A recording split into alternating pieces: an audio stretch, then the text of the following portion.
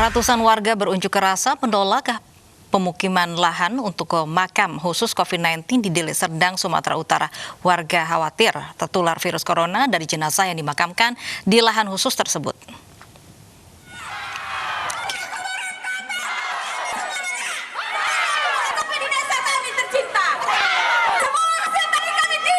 Warga desa Ujung Serdang, Kecamatan Tanjung Morawa, Deli Serdang memprotes rencana pembukaan lahan makam khusus pasien COVID-19 di desa mereka.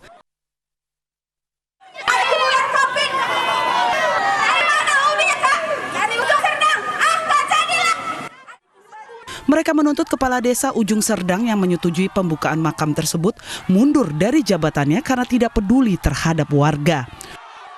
Unjuk rasa warga ini bukan yang pertama kali. Masa sudah berulang kali protes rencana pembukaan lahan makam khusus COVID-19.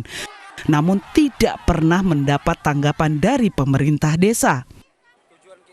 Lahan yang diambil oleh Pemkab untuk kuburan COVID-19 serta fasilitas umum. Ternyata masyarakat 15 hektar yang diambil. Jadi ini kita minta klarifikasi dari pemerintah desa. Kenapa harus 15? Apa mau satu Deli Serdang ini kita kuburkan di Ujung Serdang ini? Sementara Kepala Desa Ujung Serdang menolak bertemu dan memberikan penjelasan kepada warga. Pembukaan lahan makam khusus COVID-19 rencananya berada di lahan bekas perkebunan sawit PT PN2. Lokasi tersebut berdekatan dengan pemukiman warga. Dari Deli Serdang, Sumatera Utara, Rizky Fauzan, iNews melaporkan. Jumlah pasien COVID-19 di DKI Jakarta terus bertambah. Seiring dengan data tersebut, jumlah lahan untuk pemakaman jenazah COVID-19 di Jakarta juga semakin menipis. Di TPU Tegal Alur, Jakarta Barat, ribuan jenazah dimakamkan dengan protokoler kesehatan COVID-19. Lebih dari 1.000 jenazah pasien COVID-19 yang meninggal di sejumlah rumah sakit di Jakarta dimakamkan di TPU Tegal Alur, Kalideres, Jakarta Barat. Tingginya angka pasien meninggal akibat COVID-19 di ibu kota membuat lahan pemakaman di TPU Tegal Alur yang memiliki luas 3 hektar menjadi terbatas. Bahkan satu blok pemakaman khusus COVID-19 di TPU Tegal Alur sudah penuh dan kini berpindah ke lahan depan. Sejumlah aturan protokol kesehatan tetap harus dilaksanakan oleh para petugas makam yang bertanggung jawab dalam melakukan prosesi penguburan terhadap jenazah pasien COVID-19.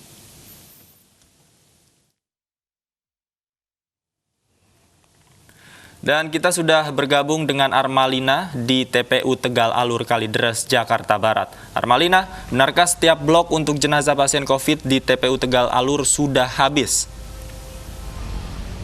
Ya, Lovi, Davi, dan juga pemirsa, tadi kami sempat melihat untuk satu blok yang dikhususkan pemakaman pasien COVID-19 di sebelah sana ini sudah penuh begitu. Akhirnya saat ini untuk lahan di depan TPU sudah digunakan juga untuk tempat pemakaman pasien COVID-19.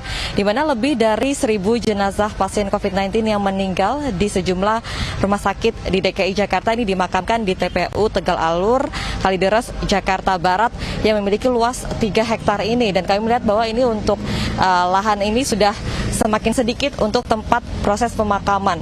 Dan kami tadi melihat sejak tadi pagi hingga saat ini sudah ada 3 jenazah yang dimakamkan di TPU khusus pasien COVID-19. Dan saat ini sedang berlangsungnya proses pemakaman. Ini bertambah 2 jenazah lagi maksud kami.